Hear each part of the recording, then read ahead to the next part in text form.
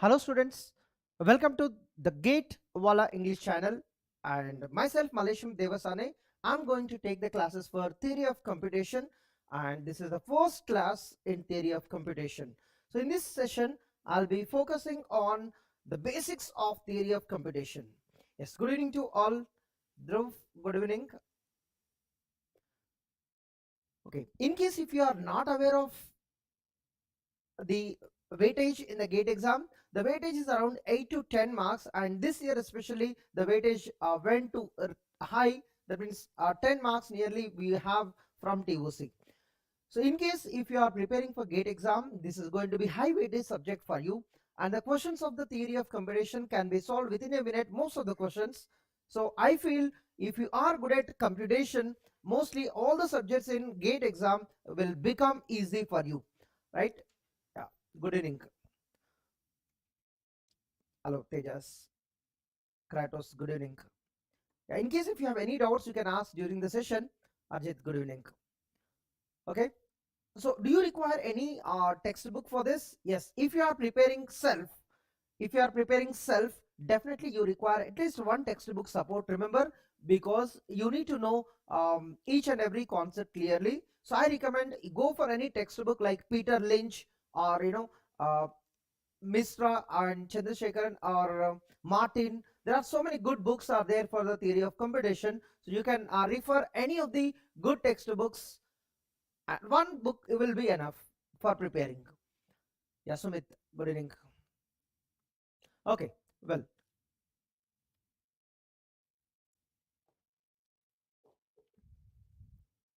so I'll be focusing in this session the what is theory of computation, then the basics which are required to understand the theory of computation, like alphabet, string, and language, and actually how we are going to proceed for the theory of computation will be explained through Chomsky hierarchy. And then in this TOC we have the context like automata and grammar. These two models are very important to understand the languages. So we'll be focusing on what is automata and grammar. Okay, Mukesh, good. All right. So now let's begin this subject. So in theory of computation, we have a lot of topics like regular languages, context-free languages, and recursively enumerable languages. These are the three main topics that we will have for the GATE exam, right? So now how we are going to proceed the theory of computation. Very good evening, Chandra. Okay. In case if you have any doubts like what we are going to cover in this theory of computation, most of the concepts which are required, but we go for the basics. Always remember, basics should be very clear to solve any questions. So after every chapter, it means after regular languages we'll have one practice session, after contextual languages we'll have one practice session, after Turing machine undesirability we'll have one more practice session. So total 3 practice sessions we'll be having in this subject. Okay, this is how we are going to cover the whole subject. Good evening, Rishikesh. Is there anybody facing the same eco issue? I think from my side looks all right. It's fine. We always go with the basics. Yeah, Chandra, good evening. Let's begin with the introduction. Okay, will be cleared at the end, Chandra Prakash. Okay, so what is the theory of computation? What is this theory of computation? Theory of computation, name itself says you are going to compute certain things with the help of theoretical or mathematical models. Right? This theory of computation has a lot of branches like automata theory and complexity theory and so on. But in this theory of computation, mainly what we focus, just give me a second. Ankita also says that there is an eco issue. Okay, let me check. Give me a second.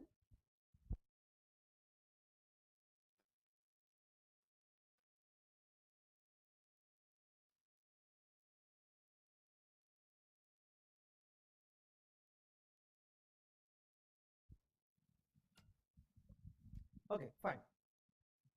So we'll be cleared in a few couple of minutes.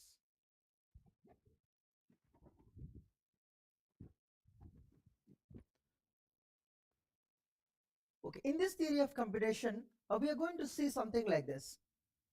We have the main topic in the basics. There's a Chomsky hierarchy. So here you will be understanding how we are going to compute a different kind of problems, how we are going to find the solutions for various problems. Here we are going to divide the languages or problems into uh, few classes. So Chomsky hierarchy is a kind of class diagram where you are going to relate one class with other class. Like means it means one kind of problem with other kind of problems. So now in this Chomsky hierarchy, you'll be getting more clarity why we are studying theory of computation. So remember that if you are studying theory of computation, it means you are trying to solve the problems. In case if you know the problem, then you will try to solve. You want to solve it, right? You want a solution for this, but what kind of solution you have?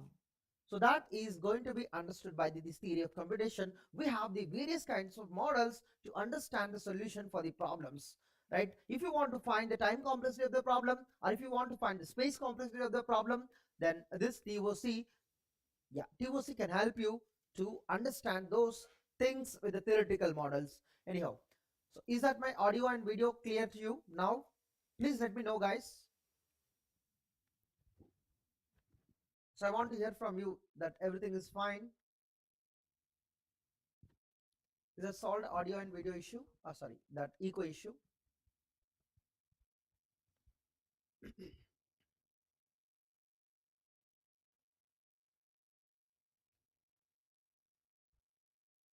Yeah,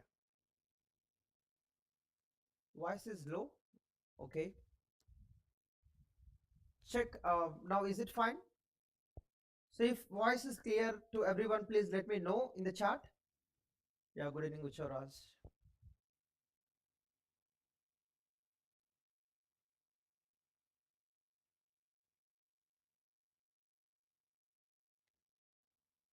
Is that voice clear by this time?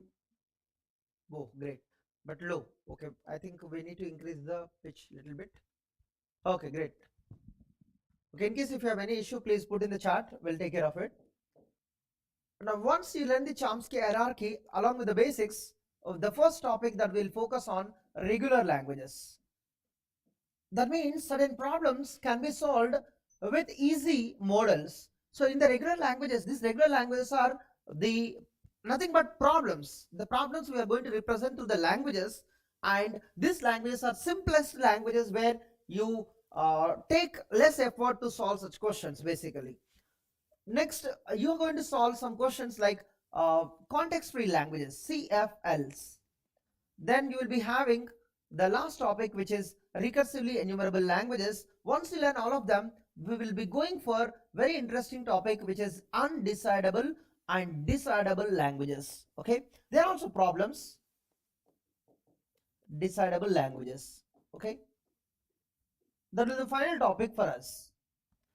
Okay, this is a whole TOC where you need to, this year if you see, the most of the questions were asked in this topic only, most of the questions. But this topic is really important, except this year and previous all years, this was also very important. But unfortunately, this year you did not see any question from this topic, and remaining two are also important, but the most important ones are 2 and 5. Okay, you will be having the maximum marks for the 2 and 2 to 3 marks every year that you see from the undecidable and decidable languages, and 2 to 3 marks from these 3 and 4 together. Okay, okay, are we ready to learn from basics? Okay, again I'm saying really you do not need many textbooks, but one textbook would be sufficient. Like if you go for Peter Lynch, which is really nice book for undergraduate students, but there are also very good books like Martin, um, right? You can refer them.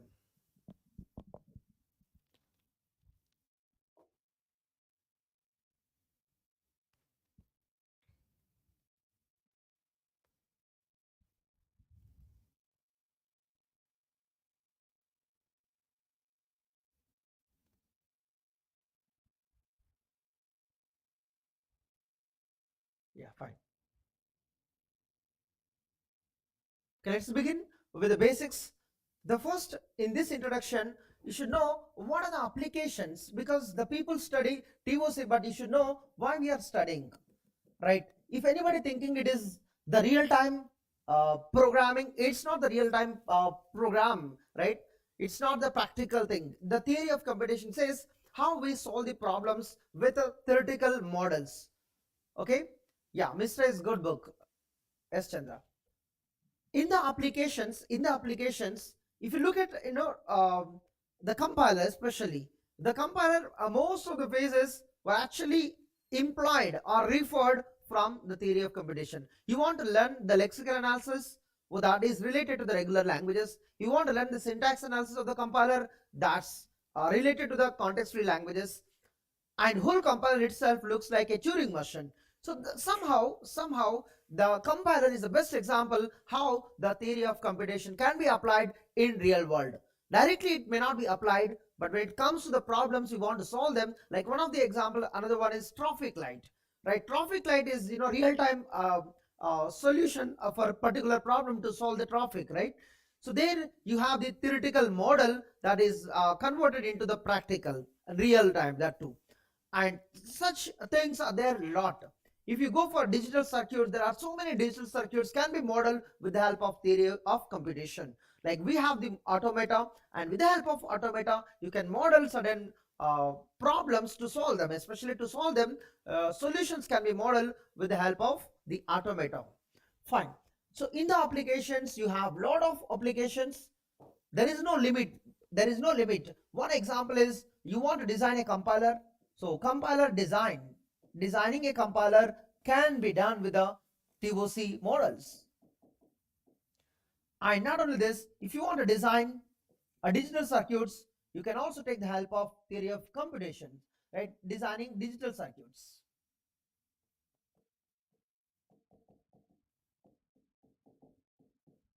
And not only this, if you want to see the complexity of the problems, like in algorithm you might be studying, right, complexity. So that complexity of the problems can be understood with the theory of computation. The complexity, either time or space, the Turing machine can help you to understand. Complexity of various problems can be understood with the help of the TOC. And it's not limited to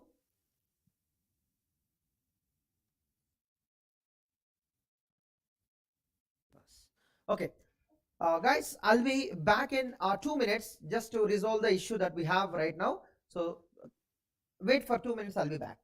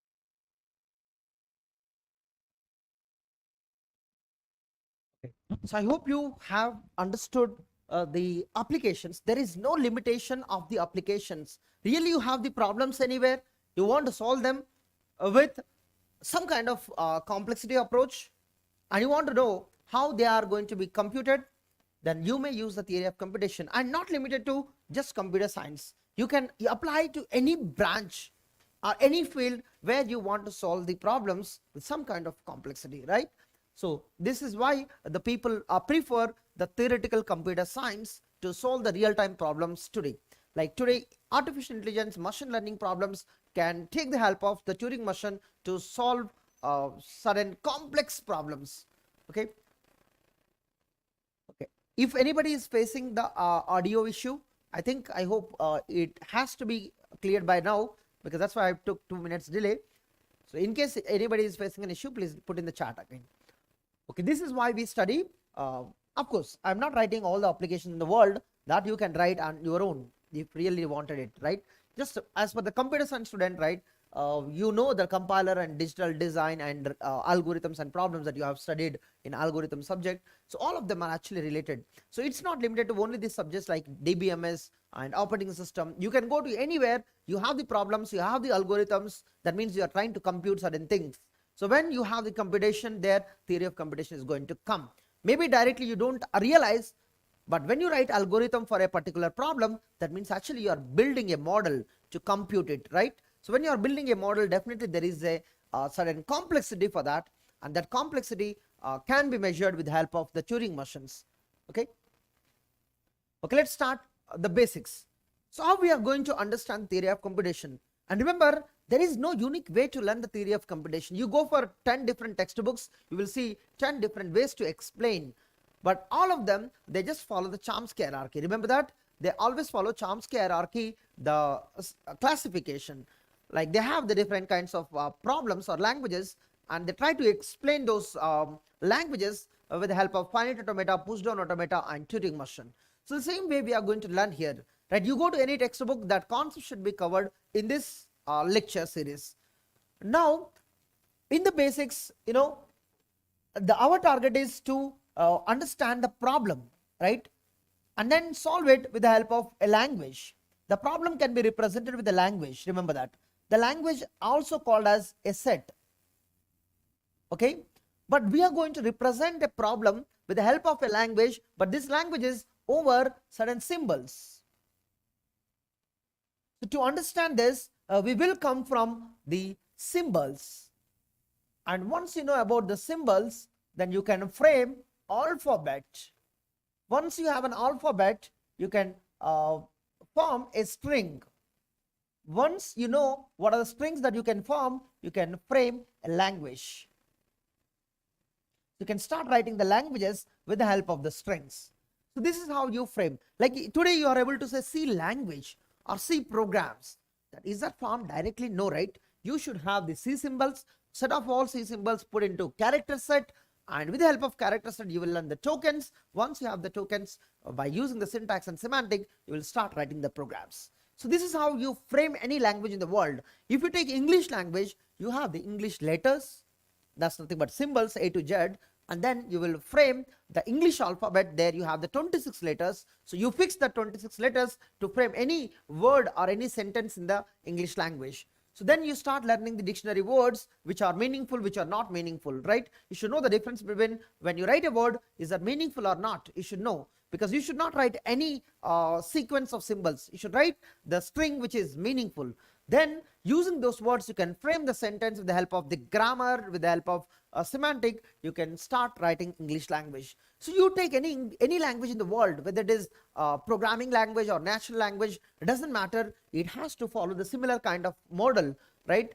You should frame the language with the help of the alphabet, and that alphabet is going to be always the finite set of symbols. So everybody has a definition here. So what is the symbol here? What is the symbol here? So there are many things that you have to learn. That's why we start with the first topic is the symbol. What is symbol here? What is a symbol? The symbol basically has no definition. It is the smallest block, or it is smallest, and which cannot be broken further. It is smallest, and it is going to build anything that you wanted. It is the smallest thing that you have. That means you cannot break, you cannot break into any other symbol basically. It is the smallest thing. So whatever you say, that's going to be a symbol. Basically this is called as, it is one length. Whatever you write, it is called as just one length. So in case if I say A is a symbol, then this is going to be one length. If I say AB is my symbol, then this has to be one length. You decide what is your symbol. If I say AB is a symbol, of course in English language this might be two length, but in TOC always it is important what do you call and what is the symbol. So if anybody says AB is a symbol, that means A is not a symbol, B is not a symbol. Remember that.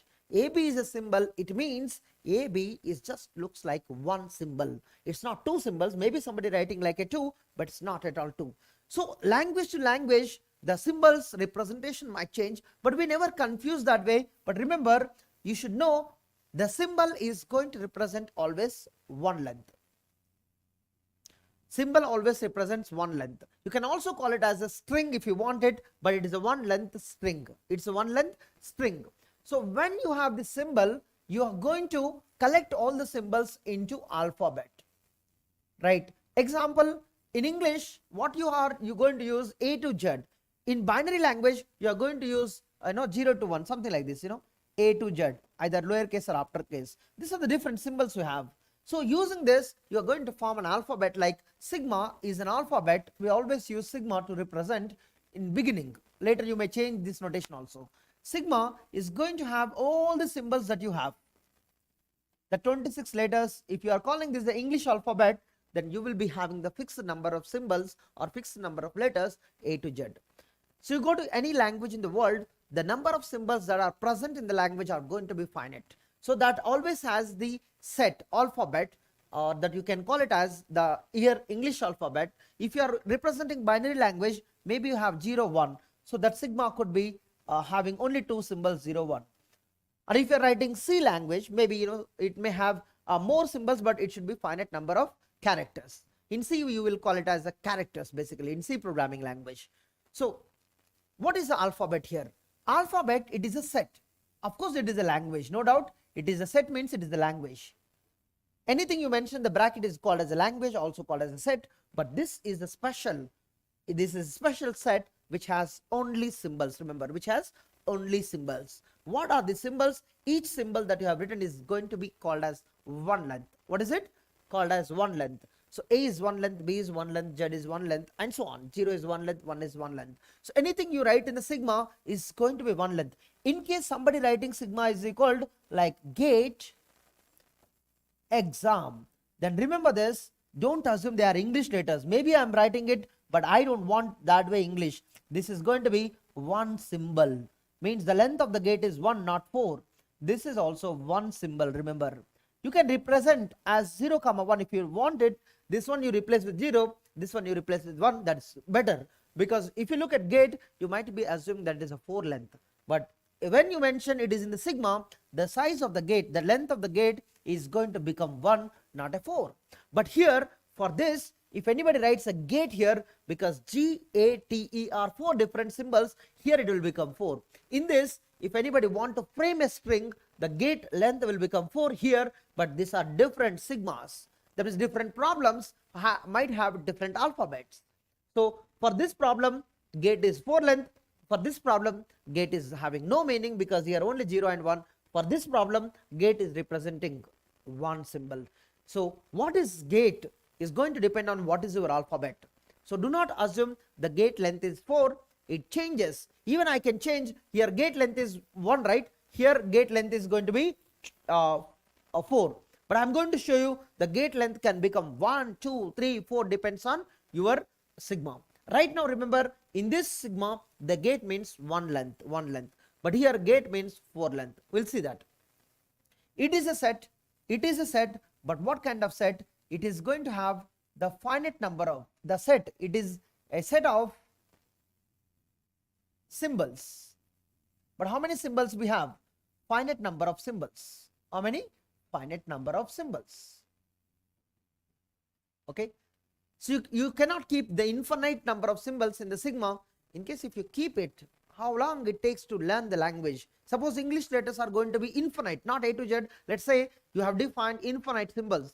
then learning the language is impossible for us to understand, right? There are so many words which comes without having, without knowing the symbols sometimes. So you have to learn the symbols first to frame a sentence or word.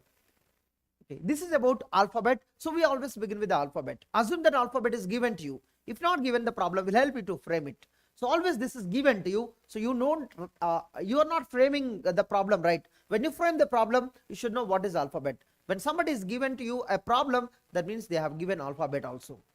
Okay. So now let's begin the string. So there it begins.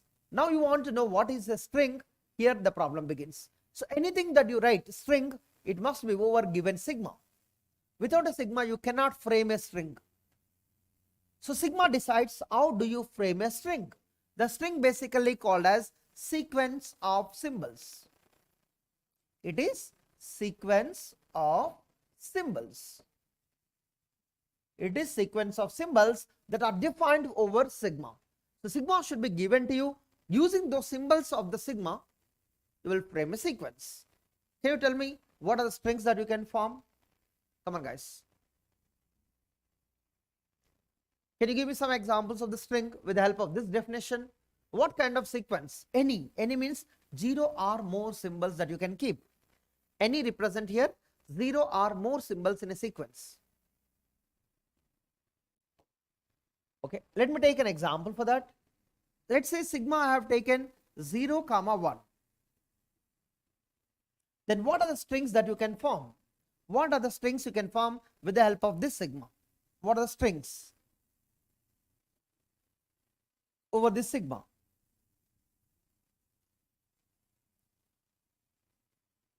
Yeah, epsilon considered as a string. Exactly.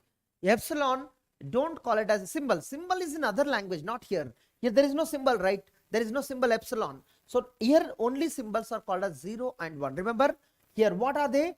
Here, remember this word. Here, 0, 1, these are only symbols. Remember that. Don't call epsilon as a symbol. That epsilon is a notation to denote the empty string. So people call, I want to write a 0 sequence of symbols.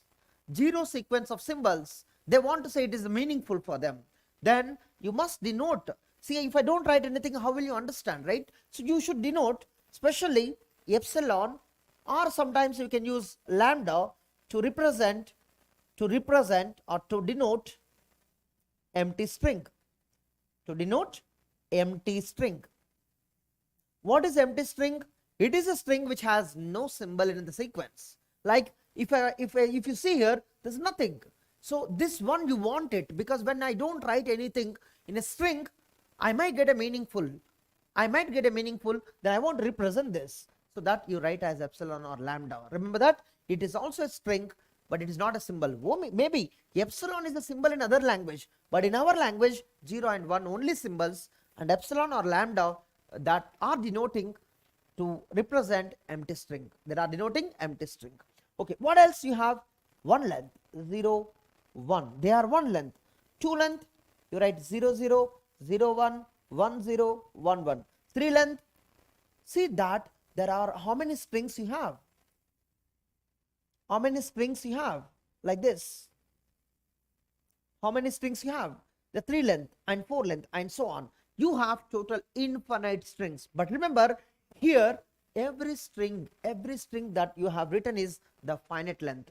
So here whatever I have written, right, you have 0 length, these are called as 0 length, these are called as 1 length.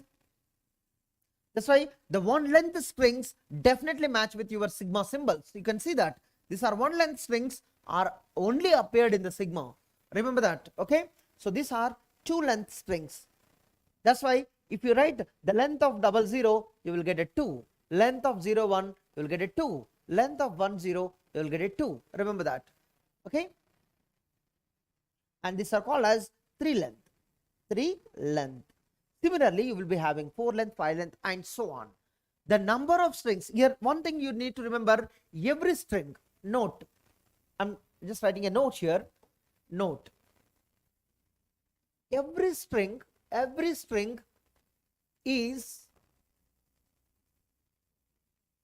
Definitely dash length. Is it finite length or infinite length? Every string that you take from here over the sigma is what length you have. So answer it next.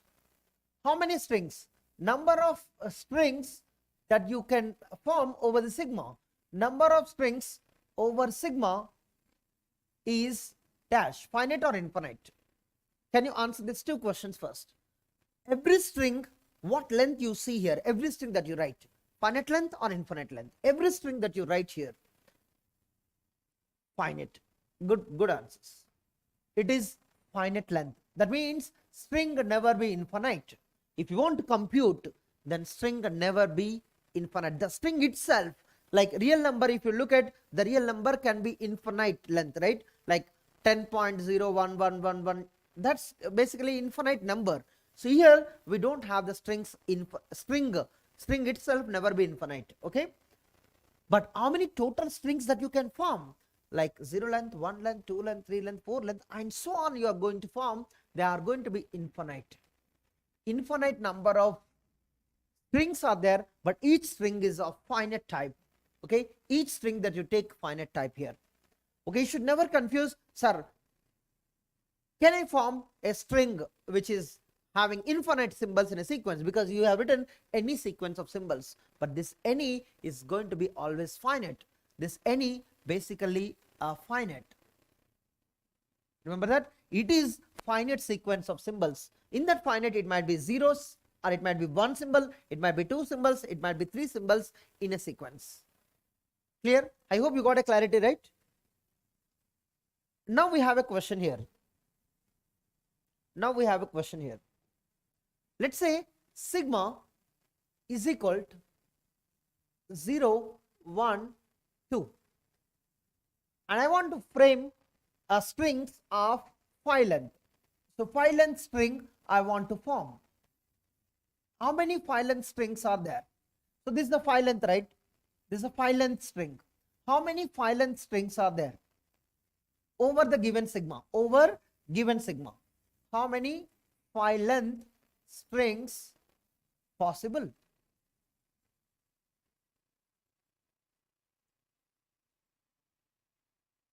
How many 5 length strings are there? Can someone answer?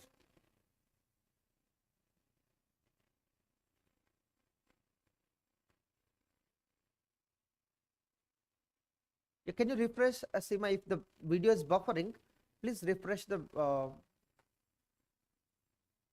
video, or you just open the video again. Let's see, because other people are able to answer it. 3 power 5. Everyone? So how that is possible? So here, see, in this position, you can fix, see, you have 0 or 1 or 2. 3 choices you have. 3 choices you have for each position. For this, you have 3 choices. You can keep 0 or 1 or 2. Here also you have 3 choices. Each one has 3 choices. If you want to frame a 5 length string, then you are going to do the product of these choices, like you will be having 3 multiply with 3 multiply with 3 and so on till 5 times. So this will become total 3 power 5 strings are there with a 5 length. So total 3 power 5 length strings are there. So in general, how do you frame? In general, what is the generalized formula? Anybody? What is the generalized formula for this? So in case if I want to find how many k length strings, you got this answer, right? Which is 3 power 5. How many k length strings over some sigma? Then how will you answer? Here k is not mentioned, sigma is not mentioned. Then you need to understand here k is the 5, right? K is the 5 here. And here the 3 is nothing but the size of the sigma. So size of the sigma power k. So look at how you make a generalized sentence. So how many k length strings are there over the sigma? That size of the sigma means number of symbols in the sigma over the raised to the power k. Very easy question, and it's possible in the exam they may ask directly this question. Okay, you can keep in the note. Good. So this is what a string called as. String is a finite sequence of symbols. It could be 0 length or 1 length or 2 length, but it is always finite length. Okay, and also remember, anybody writing a string, of course it's a finite string. That is, any string that you write, it's always finite, right? Let's say string over any sigma. Let's say 0, 1. Then let's say epsilon, 0, 1. These are all finite strings, right? These are all finite strings. But when somebody says infinite string, infinite type, then that's actually, you may write like this: 0, 1, 0, 1, 0, 1. See, this never ends. This never ends. Remember that? This never ends. Oh, this kind of string never appears in the computation. Okay, the string never itself ends. That never comes under computation. So in the computation, we only use the finite type of the string. But maybe such strings are infinite, but every string should be finite. So this is you require to remember. In TOC, we always have the string type finite. Such strings can be finite or infinite, but the string type is always finite. Every string is of finite length. To compute a string, to compute any problem, in the computation, the string is always having finite length.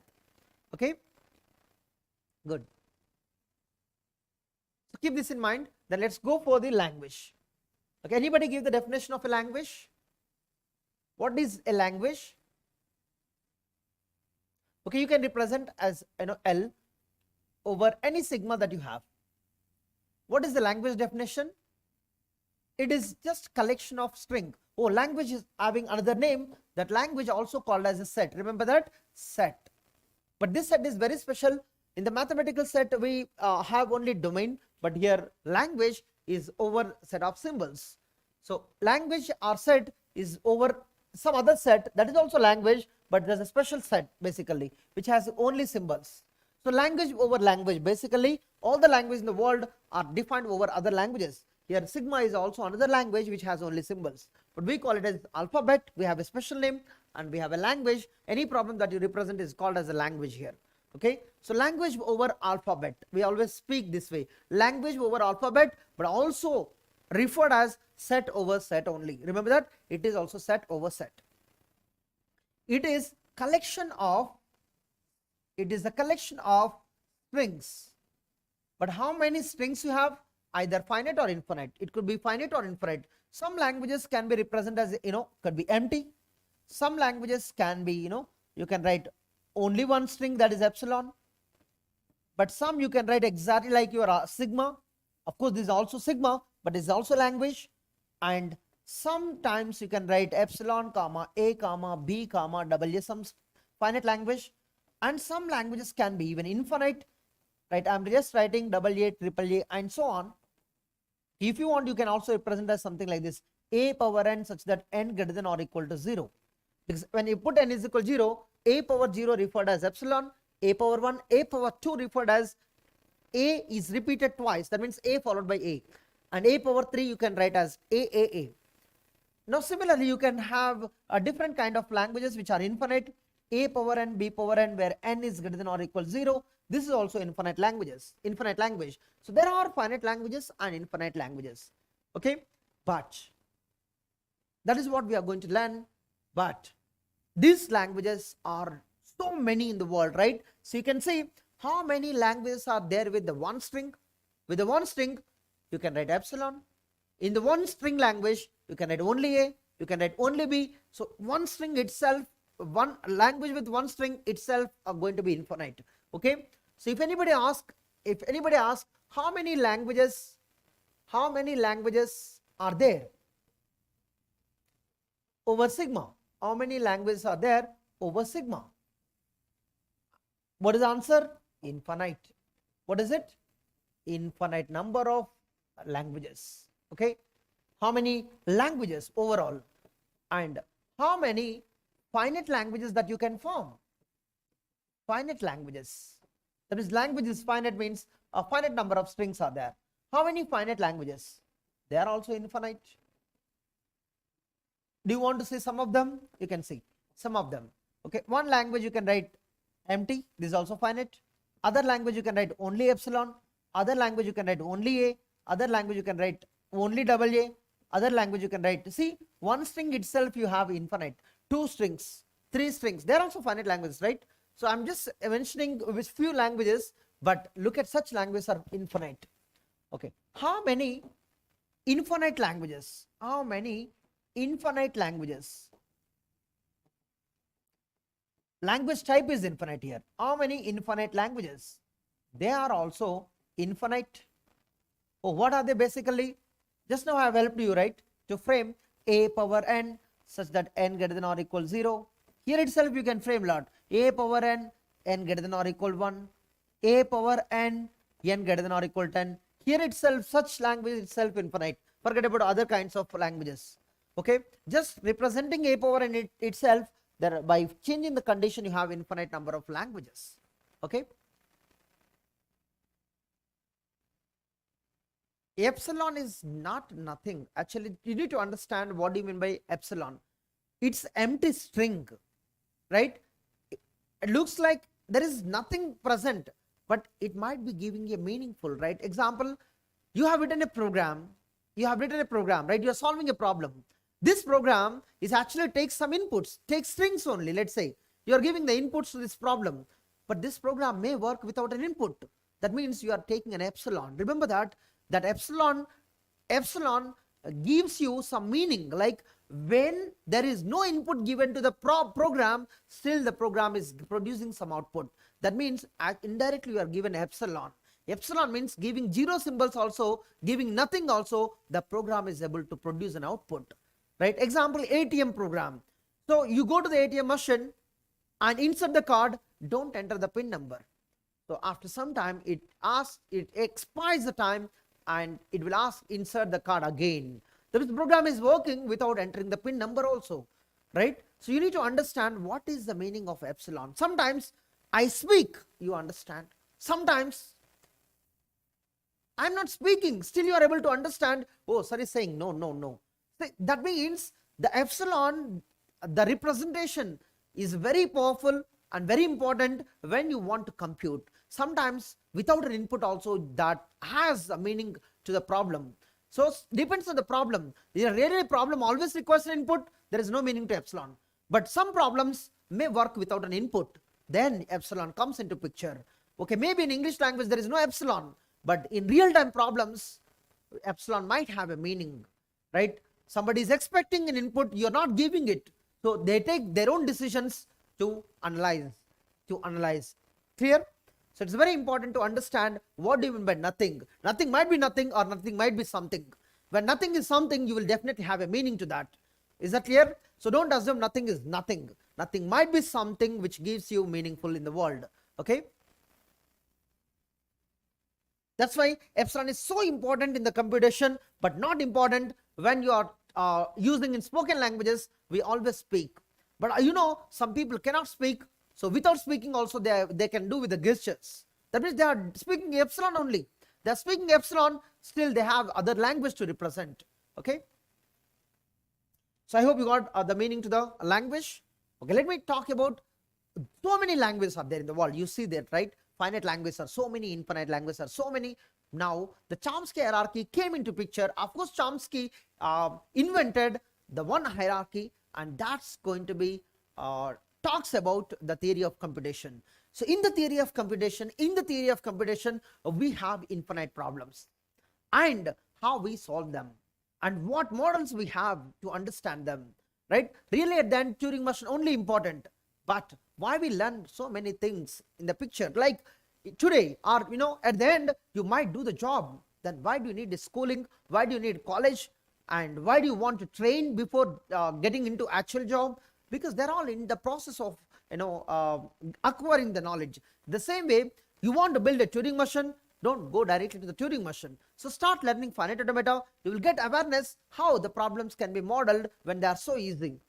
And when they are a little bit complex, then push down automata we use it. When really problem is anything, then maybe you can use a Turing machine if there is a solution for it. Okay, so we go step by step. but finally we need a Turing machine to decide anything in the world with the help of TOC. Okay, so now in the Chomsky hierarchy you will see what kind of the classes that we are going to discuss.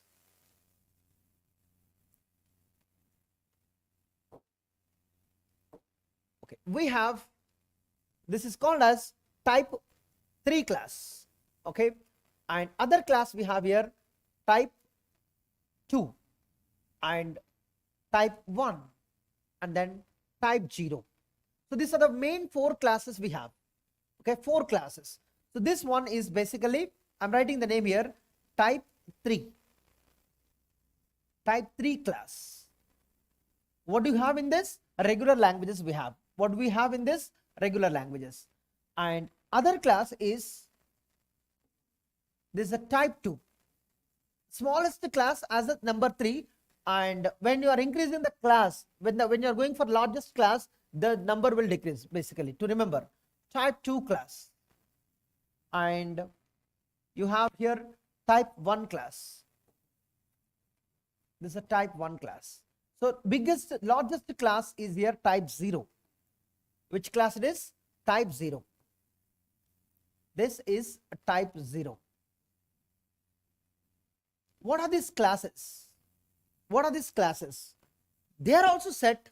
They are also called a set. This is a set basically, but this has languages. So many languages are there here, and each class has infinite languages, but each class has a name. So in this class we have regular languages. In the type 2 class, of course regular languages are there, but also some non-regulars. They are called as context-free languages. So we are going to understand what are these 4 classes. So I'm going to take the first heading, type 3 class. What is the smallest class we have here? Type 3 class. Of course it is the smallest class. What it has all regular languages. It contains all regular languages. It contains all regular languages. It is set of regular languages. What is the class name basically? Type 3 class is also called as set of all regulars. There is a name of a class. It is set of all regulars. Okay, that's the name of the class, and it is the smallest class compared to other class. If you look at type 2 class, the type 2 class is called as the set of all context-free languages. There is a difference. When you are taking the consideration of regular languages, they can be solved by taking just 1 byte space. That means constant space can help you to solve these problems. But when you are going to take the context-free languages, just 1 stack sufficient. It's not about the space, it's about how you solve that problem. So all these problems can be solved with the help of 1 stack, and more than that also can be solved with the help of 1 stack. So when you take all these languages, they are also covered here. The relation between these two is the type 3 class is the subset of the type 2 class. So write from here better. Type 3 class, this class is subset of type 2 class. What is the meaning of this? All the languages which are there in the regular also there in the type 2 class.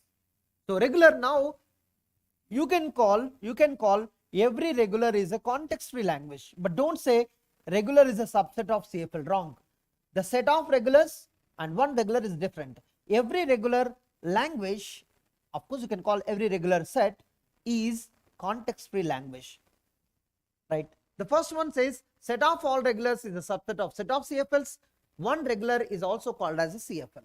So this relation is really important for you, but never say regular is subset of CFL. That's a wrong statement. Okay, regular is regular set or regular language is subset of CFL is wrong statement. Of course you can use a proper, this is a wrong statement. What is it?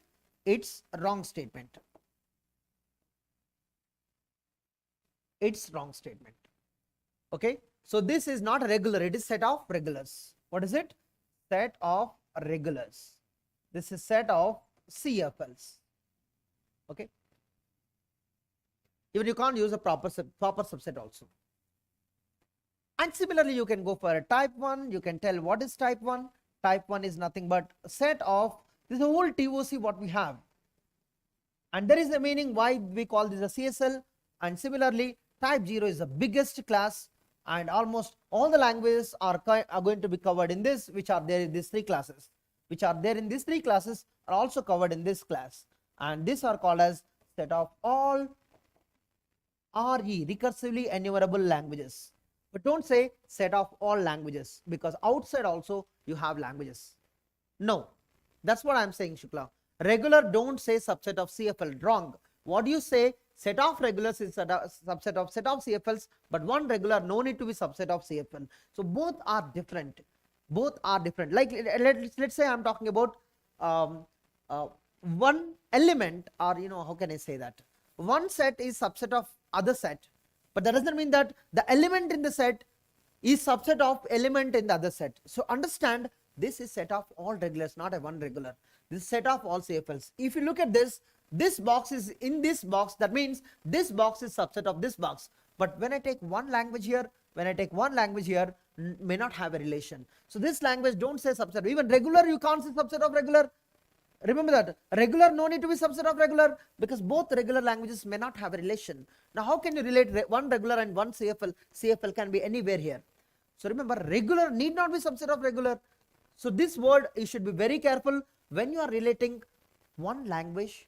All languages, both are different. Set of all languages is a subset of another set of all languages. That means set of all regulars is definitely inside set of all CFLs. But one regular and one CFL may not have a relation. This is a one regular and one CFL, and one language here may not have a relation. So understand it.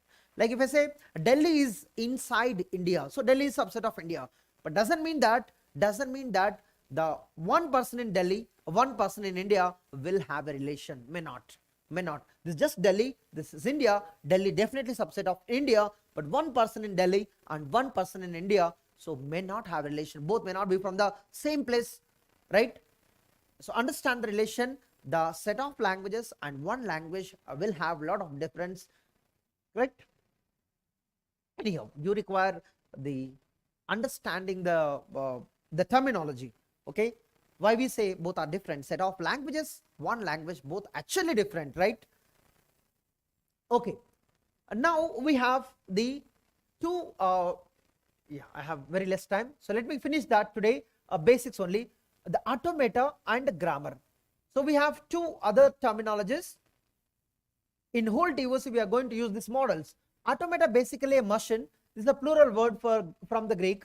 It is actually represented as a machine or machines. Basically it is a machine to represent a language. So now we have regular languages, context-free languages. To represent them we need a model. So for that we use automata. If you are able to design automata, that means you are solve the problem indirectly. So to represent a problem or to solve the problem, you need automata to design or to model it. Now grammar is also another model. It is actually having collection of rules. Basically grammar will have certain parameters like V, T, P, S. We'll see that later when you know about the grammars. So here V represents set of variables, T represents set of terminals, P represents set of rules, S is a start symbol. Don't worry about all this. It is nothing but set of rules or set of productions collectively helps us to generate a language. So even grammar represents a language. Even automata also represents a language. To represent a language. So these both models are going to help in throughout the TOC. We design automata and we write the grammars to represent the languages. So this is all for today. Like basics, just basics. We have a lot to learn, and in case if you know something about the answers, right, you just comment it. If you don't know, please learn about it. If W is equal to ABB, then what is the length of the reverse of the string? W power R means reverse of the W. Remember that we always noted W power R, it represents reverse of W. So reverse of the W, what is the length? ABB means reverse will be BBA. Then what will be the length of BBA? And assume here sigma is equal to A comma B. Do not assume anything else. Okay. First question. And let me number the question also so that you can point out them. This is a question 1. Okay, this is a question 1. And question 2, if you want to study something about concatenation, this is called as concatenation. So W1 is ABB, W2 is epsilon, somebody writing W1 dot W2. So what will be the length of this ABB dot epsilon? So what will be the length of this one? What will be the length of this one? Is it 3 or 4? Please put in the comment and answer it if you know it. Otherwise, you can discuss in the comment section. Next, prefixes of W. So we will come up with the definition of prefix suffix later on, but just it's a homework question for you. If W is equal to ABCD, how many prefixes are there for the W? Okay, what is the prefix you should study? And you should answer how many prefixes are there for the W. Okay, this is one other homework. Let's take this, the question number 3. And next, question number 4. What is the question number 4? The number of suffixes for the ABCD. Similarly, go for the question number 5 and find how many substrings are there for the WABCD. So if you have the answer, if it is okay, if you don't have an answer here, put none and answer in the comment section how many number of total substrings for the ABCD. Okay, so that's all for today. So in today's session, we have just started the basics, and no need to worry and no need to learn all the things today, and all the basics may not require right now. So whenever we need, we'll come up with a definition and we'll explain the topic clearly. Okay, daily timings, mostly it is 7 to 8, but just cross check with the schedule, because we are going to schedule one day before or on the same day in the morning, right? So just cross check the schedule, mostly 7 to 8, but sometime it may go to 8 to 9 if the 7 to 8 is not feasible for me, but mostly it's 7 to 8. Yeah, thank you everyone. See you tomorrow in same timing, 7 to 8 around. Okay, see you, bye bye, take care.